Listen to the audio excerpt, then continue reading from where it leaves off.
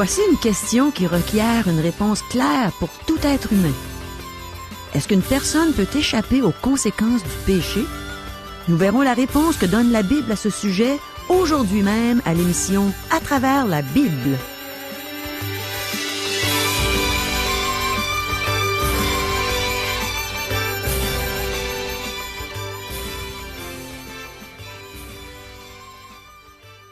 Bonjour, ici Caro. L'enseignement qu'on va recevoir au cours de cette émission va répondre à des questions qu'on ne devrait jamais prendre à la légère. Et je pense que vous allez être d'accord avec moi. Voici ces questions. Est-ce que nos bonnes œuvres sont une preuve, un fruit du salut qu'on a reçu? Ou sont-elles un moyen de recevoir le salut? Est-ce qu'on est automatiquement sauvé en se joignant à une église ou en se faisant baptiser? Le péché a-t-il toujours des conséquences sérieuses? Et dans une toute autre ligne de pensée, est-ce qu'il y a des cas où Dieu accepte la polygamie? Est-il important d'être certain que ce que nous demandons à Dieu dans nos prières est selon sa volonté? Dieu veut sûrement nous donner des réponses claires à ces questions. Et le pasteur Régent Joly a déjà sa Bible ouverte, là où Dieu a inspiré ses écrivains pour nous faire connaître sa volonté. Demandons à Dieu de disposer nos cœurs à bien comprendre ce bel enseignement qu'il va nous donner aujourd'hui. Prions. Oui, Seigneur, on a besoin constamment que tu disposes nos cœurs. Nos cœurs sont portés à s'éloigner de toi, mais on veut être près de toi. On veut être à l'écoute de ce que tu veux nous enseigner aujourd'hui. Parle, Seigneur. Amen. À toi, Régent. Merci, Caro. Mes chers amis, aujourd'hui nous reprenons notre étude au 8e verset du chapitre 17 du livre de la Genèse. La dernière fois, j'ai affirmé que le chapitre 17 est le chapitre clé du livre. Certains vont jusqu'à dire que c'est le chapitre clé de la Bible. Quoi qu'il en soit, tous s'entendent pour dire que ce chapitre est exceptionnel. L'élément important de ce chapitre est l'alliance. Ce mot revient 13 fois dans le texte. Dieu fait une alliance avec Abraham dans laquelle il promet deux choses. Dieu promet une postérité à Abraham. Il lui promet qu'il sera le père d'un grand nombre de nations. Deuxièmement, Dieu lui donne un pays. Maintenant, c'est cet élément de l'alliance que nous allons examiner. Débutons, poursuivons notre lecture de Genèse 17, verset 8. « Je te donnerai, et à tes descendants après toi, le pays que tu habites comme étranger, tout le pays de Canaan, en possession perpétuelle, et je serai leur Dieu. » Notez un détail très important au sujet de cette alliance. Dieu dit à Abraham ce qu'il va faire. Dieu dit, « Je te rendrai fécond. Je ferai de toi des nations. J'établirai mon alliance. Je te donnerai, et à tes descendants, le pays en possession perpétuelle. » Nous avons déjà noté le mot perpétuel auparavant. Cela signifie que Dieu a fait une alliance avec ce peuple, une alliance perpétuelle, qui ne sera pas facilement rompue. Ce n'est pas une alliance qui expirera. Dieu leur a donné une possession perpétuelle. Israël a habité ce pays à 3 occasions. C'est leur pays. Mais Israël peut l'occuper que sous certaines conditions. Dieu a premièrement envoyé les Israélites en Égypte, où ils furent dispersés, ils formèrent un peuple.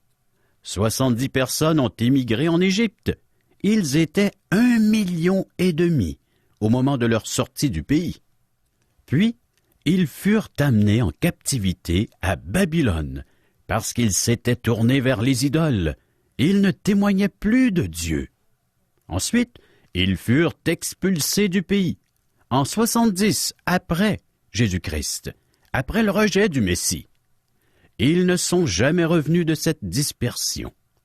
Dieu a prédit à 3 reprises qu'ils seraient amenés hors du pays, et à 3 reprises, il a dit qu'ils y reviendraient. Cela s'est produit, chers amis, les 2 premières fois. Lorsqu'ils y reviendront pour la 3e fois, Je comprends qu'ils ne sortiront plus jamais du pays. Nous serons alors dans le millénium. Dieu les rassemblera et les établira dans le pays. Je ne pense pas que leur présent retour en Palestine soit un accomplissement de la promesse de Dieu. Je pense que quelqu'un qui affirme cela fait du sensationnalisme. Nous essayons beaucoup trop de faire du sensationnalisme avec la prophétie de nos jours. Les prophéties sont sensationnelles si nous les considérons telles que Dieu nous les a données. Cependant, il faut faire attention de ne pas y ajouter quoi que ce soit. Il ne faut pas faire dire à Dieu des choses qu'il n'a pas dites. Poursuivons notre lecture. Versets 9 et 10. Dieu dit à Abraham, « Toi, tu garderas mon alliance, toi et tes descendants après toi, selon leur génération. C'est ici mon alliance, que vous garderez entre moi et vous, et ta postérité après toi. Tout mâle parmi vous sera circoncis. » La circoncision est un signe de l'alliance. Dieu n'a pas fait une alliance avec eux parce qu'ils étaient circoncis, mais il leur a demandé de se faire circoncire parce qu'une alliance fut faite par Dieu. Ce détail est important, car c'est le même principe avec les œuvres. Dieu ne nous demande pas d'acheter notre salut par de bonnes œuvres, mais Dieu nous sauve premièrement, et c'est pour cela que nous pratiquons de bonnes œuvres. C'est là toute la différence. Je vais vous expliquer cette vérité avec une anecdote de ma vie. Lorsque j'étais jeune, j'ai dû quitter le domicile familial, et cela m'a attiré de nombreux ennuis. Cependant, j'attribue à l'influence de mon père le fait que je ne sois pas devenu un criminel endurci. J'ai refusé de faire certaines choses, d'aller avec certaines personnes, parce que j'étais le fils de mon père. Je vais vous expliquer davantage. Je ne suis pas devenu le fils de mon père parce que je me suis abstenu de certaines choses, mais j'étais déjà le fils de mon père. C'est pour cela que je me suis restreint dans certaines voies. La circoncision est le signe de l'alliance, pas le moyen d'entrer dans l'alliance, mais c'est la preuve que les Israéliens en faisaient partie. Lisons les versets 11 et 12. « Vous vous circoncirez, et ce sera un signe d'alliance entre moi et vous.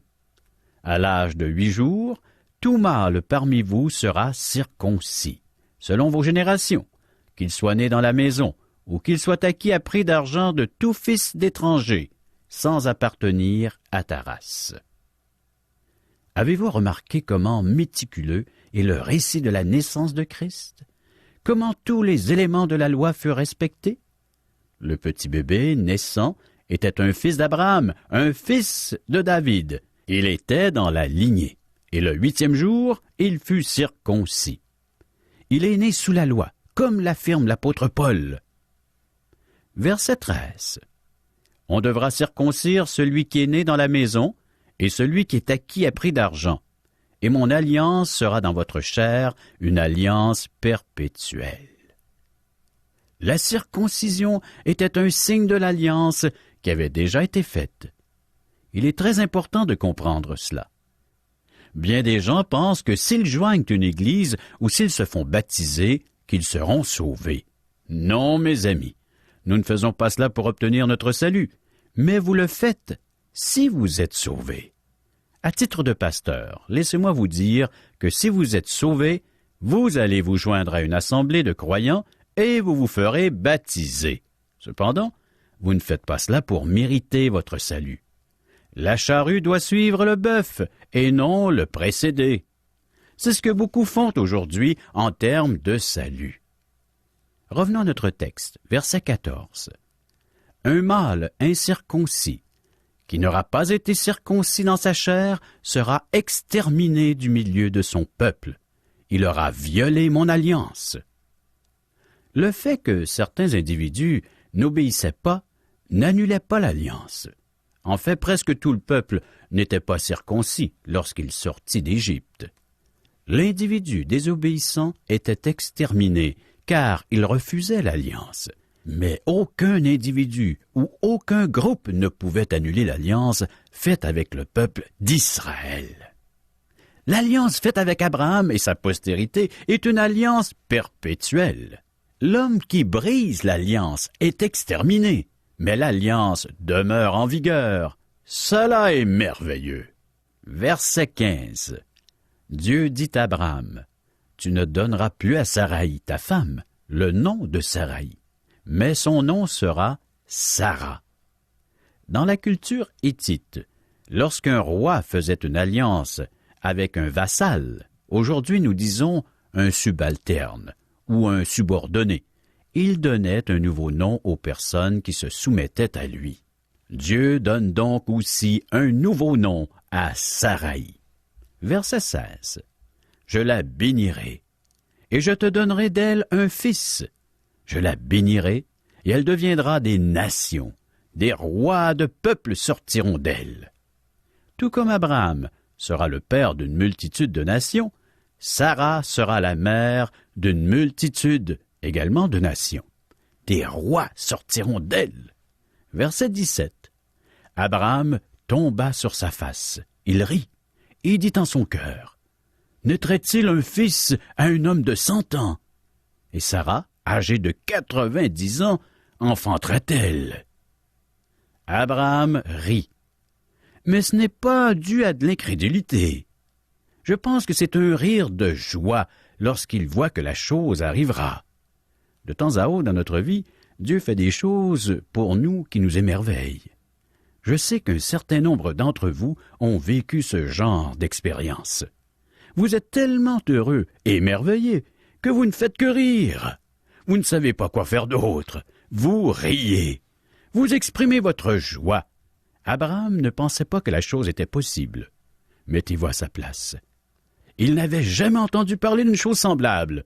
Abraham était âgé et Sarah ne pouvait plus avoir d'enfants. Avez-vous remarqué comment l'apôtre Paul décrit cela dans le Nouveau Testament? Allons au chapitre 4 de l'Épître aux Romains. Je veux partager avec vous un texte à partir du verset 17.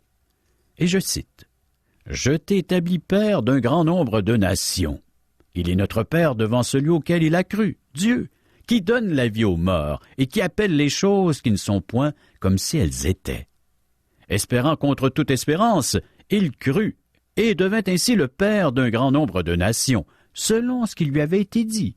Telle sera ta postérité. » Et, sans faiblir dans la foi, il ne considéra point que son corps était déjà usé, puisqu'il avait près de 100 ans, et que Sarah n'était plus en état d'avoir des enfants. Il ne douta point, par incrédulité au sujet de la promesse de Dieu, mais il fut fortifié par la foi, donna gloire à Dieu, ayant la pleine conviction que ce qu'il promet, il peut aussi l'accomplir. C'est pourquoi cela lui fut imputé à justice.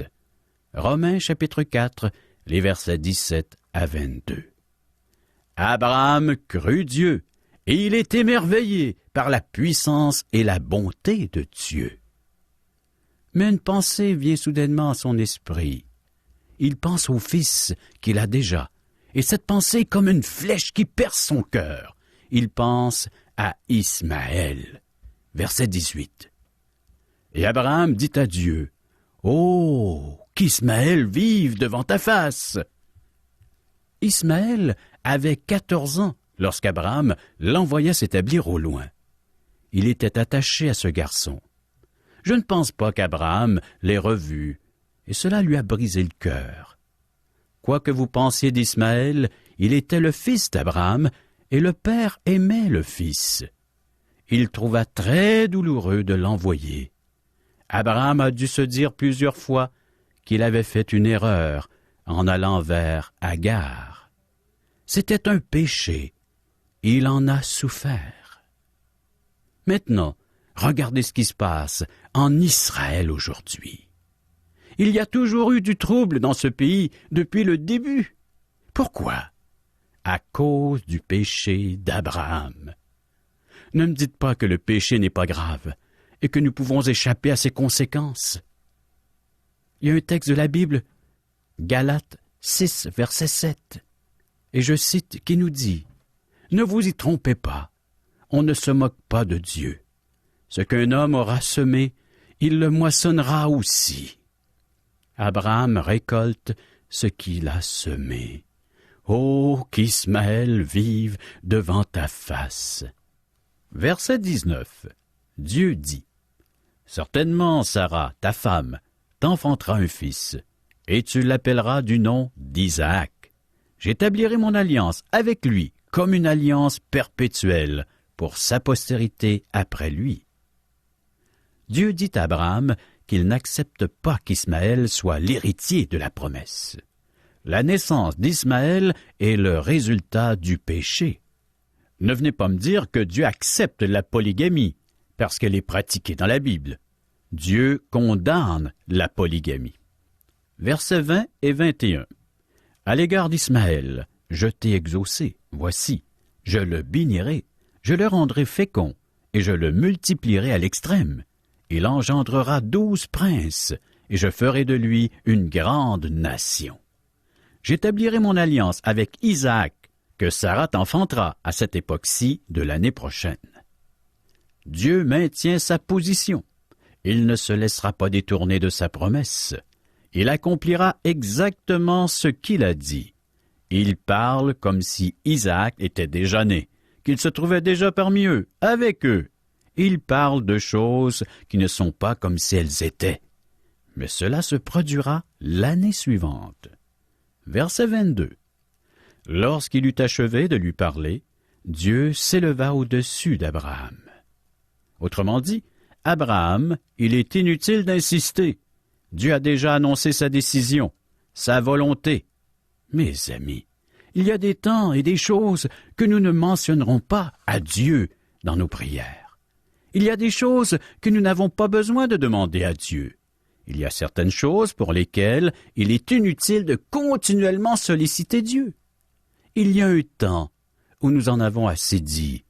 Il est inutile de prier davantage. Il est inutile d'importuner Dieu, car il a déjà répondu « non ». En s'élevant, Dieu dit à Abraham de ne plus insister, de ne plus mentionner le sujet, car il n'accepte pas Ismaël comme héritier de la promesse. Il n'a pas l'intention de le faire. Plus loin, nous allons voir que Dieu a entendu Abraham et qu'il a répondu à sa prière au sujet d'Ismaël, mais d'une autre façon. Je remarque de nos jours qu'un bon nombre de personnes prient pour des choses que Dieu ne veut pas entendre ni accorder. Je suis très prudent lorsque je demande aux gens de prier pour certaines choses. J'aime savoir qu'il y a des possibilités raisonnables que Dieu veuille entendre et répondre à la requête. Maintenant, nous arrivons au verset 23 et nous y remarquons l'intérêt que portait Abraham au garçon. Lisons les textes 23 à 27 de Genèse 17. Abraham prit Ismaël, son fils, tous ceux qui étaient nés dans sa maison et tous ceux qu'il avait acquis à prix d'argent, tous les mâles parmi les gens de la maison d'Abraham. Et il les circoncit ce même jour, selon l'ordre que Dieu lui avait donné. Abraham était âgé de 99 ans lorsqu'il fut circoncis. Ismaël, son fils, était âgé de 13 ans lorsqu'il fut circoncis. Ce même jour, Abraham fut circoncis, ainsi qu'Ismaël, son fils. Et tous les gens de sa maison, nés dans sa maison ou acquis à prix d'argent des étrangers, furent circoncis avec lui. Cette circoncision est le signe de l'alliance que Dieu a faite avec Abraham. Certains peuvent se demander pourquoi Ismaël fut inclus. Dieu a promis qu'il serait aussi une grande nation, donc il est inclus dans l'alliance. Mais il n'est pas l'héritier de la promesse que Dieu a faite à Abraham au début. Il ne sera pas le père des nations que le Seigneur utilisera. Ce n'est pas par Ismaël que le Messie viendra. Ce détail est très important. Enfin, tout dans ce chapitre est important. Nous passons au chapitre 18. Nous pouvons nous demander pourquoi ce chapitre, ainsi que le chapitre suivant, sont inclus dans la Bible. Nous trouvons la raison dans le Nouveau Testament, et nous la verrons plus tard. Ce chapitre traite de la destruction de Sodome et Gomorrhe. C'est un long chapitre avec 33 versets. Mais j'aimerais toucher quelques points majeurs dans ce chapitre, ainsi que dans le chapitre suivant. Lisons au verset 1er, le chapitre 18, dans lequel Dieu informe Abraham de la destruction de Sodome et Gomorrhe, et celui-ci intercède pour les villes sur le point d'être détruites. Nous voyons ici une vie bénie et en communion avec Dieu. Verset 1er. L'Éternel lui apparut parmi les chênes de Mamré, comme il était assis à l'entrée de sa tente, pendant la chaleur du jour. Abraham, l'homme assis devant sa tente parmi les chênes de Mamré, est un vieil homme. Verset 2. Il leva les yeux et regarda, et voici, 3 hommes étaient debout près de lui. Quand il les vit, il courut au-devant d'eux, depuis l'entrée de sa tente, et se prosterna à terre. Remarquez l'hospitalité dont Abraham fait preuve. Abraham était un homme généreux et hospitalier. Versets 3 et 4. Et il dit, « Seigneur, si j'ai trouvé grâce à tes yeux, ne passe point, je te prie, loin de ton serviteur. » Chers amis, ici Abraham reçoit ces 3 hommes en les appelant « Seigneur ». Nous assistons à une autre théophanie, une apparition de Dieu. Nous en reparlerons à la prochaine émission. Verset 4. Permettez qu'on apporte un peu d'eau pour vous laver les pieds et reposez-vous sous cet arbre. Ceci nous semble un peu étrange. Nous ne recevons pas les gens leur offrant de se laver les pieds. Mais cela était une coutume des plus anciennes que nous connaissons. Dans la chambre haute, notre Seigneur a lavé les pieds de ses disciples. Il y a un message spirituel important dans cet incident. Et ici, nous voyons Abraham proposer aux visiteurs de laver leurs pieds. C'est un geste très hospitalier. À cette époque, les gens enlevaient leurs sandales et on leur lavait les pieds. Ils n'enlevaient pas leur chapeau comme aujourd'hui, mais ils enlevaient leurs chaussures. Nous gardons nos souliers et nous enlevons notre chapeau. Je ne sais pas qui a la meilleure coutume, mais j'aime l'idée d'enlever ses souliers. Une personne devait se sentir comme à la maison, car elle enlevait ses souliers et se lavait les pieds. Donc, Abraham accueille royalement les 3 visiteurs. Poursuivons. Versets 5 à 8. « J'irai prendre un morceau de pain pour fortifier votre cœur. Après quoi, vous continuerez votre route, car c'est pour cela que vous passez près de votre serviteur. » Ils répondirent, « Fais comme tu l'as dit. » Abraham alla promptement dans sa tente vers Sarah, et il dit, « Vite, 3 mesures de fleurs de farine, pétris et fais des gâteaux. » Et Abraham courut à son troupeau, prit un veau tendre et bon, et le donna à un serviteur qui se hâta de l'apprêter. Il prit encore de la crème et du lait, avec le veau qu'on avait apprêté, et il les mit devant eux. Il se tint lui-même à leur côté, sous l'arbre, et ils mangèrent. N'est-ce pas un bel exemple d'hospitalité? Une réception royale pour les visiteurs. Chers amis, la Bible nous exhorte, nous encourage à nous accueillir les uns les autres. Nous rejoindrons de nouveau ces gens attablés pour prendre ce copieux repas à la prochaine émission.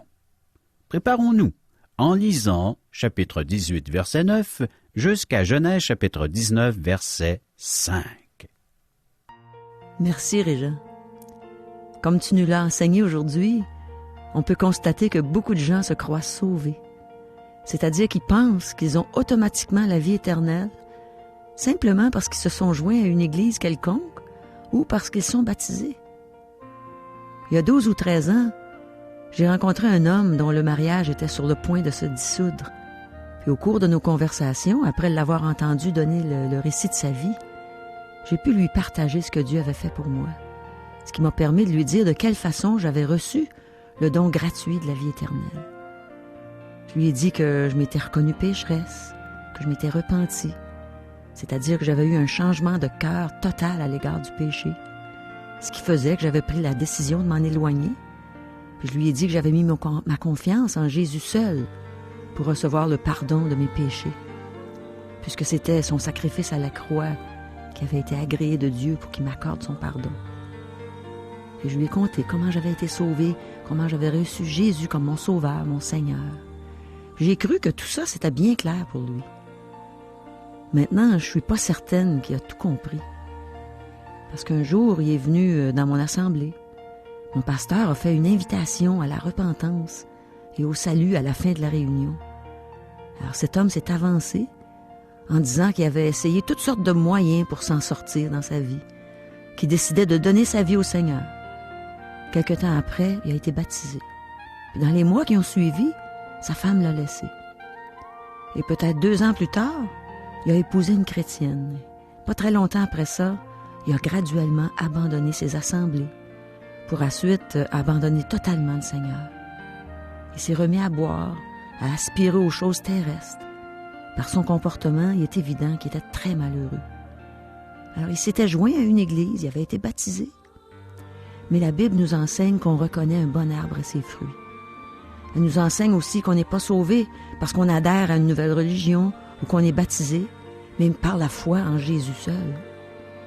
C'est triste, mais je prie encore pour lui, pour que Dieu l'amène à voir combien il est malheureux, combien il doit réellement se repentir et revenir au Père, comme l'enfant prodigue. Si t'es dans la même situation que cet homme, attends pas qu'il soit trop tard. Viens à Jésus aujourd'hui.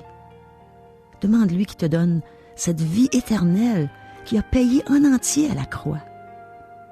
Reconnais que tu ne peux pas entrer au ciel sans passer par lui. C'est lui, c'est Jésus qui a dit « Je suis le chemin, la vérité et la vie. Nul ne vient au Père que par moi. » Alors emprunte le bon chemin. Il y a beaucoup de chemins qui mènent à Rome, mais il y a juste un chemin qui mène au ciel. Ce chemin merveilleux, c'est la personne de Jésus-Christ, mon Sauveur et mon Seigneur.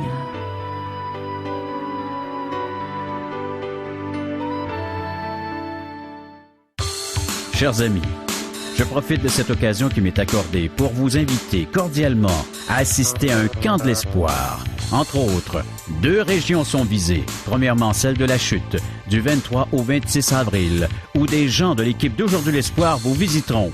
En faisant des sondages, ils pourront répondre à vos questions d'ordre spirituel et biblique.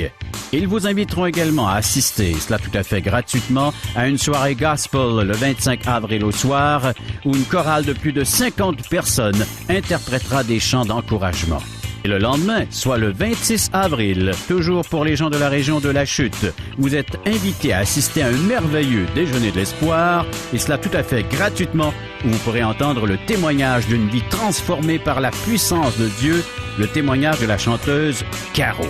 Une seconde invitation, mais cette fois pour la population habitant la région de Pointe-aux-Trembles. Le camp de l'espoir qui se déroulera dans votre région aura lieu du 27 au 31 mai prochain, où vous pourrez assister vous aussi, et cela tout à fait gratuitement, à une soirée gospel et à un merveilleux déjeuner de l'espoir. Les dates à retenir pour les gens de Pointe-aux-Trembles et de la région, vendredi soir le 30 mai pour la soirée gospel et le samedi 31 mai au matin pour le merveilleux déjeuner de l'espoir en compagnie de la chanteuse Caro.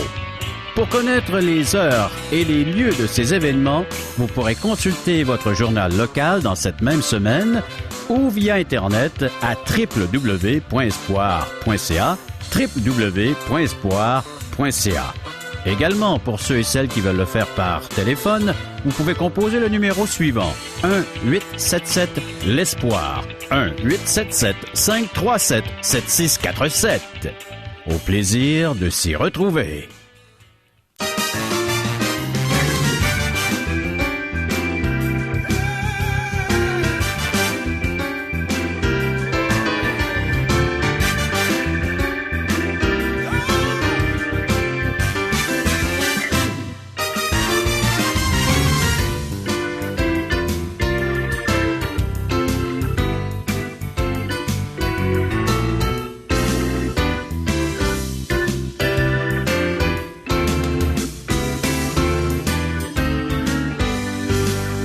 Cette émission vous a été présentée par Radio Espoir.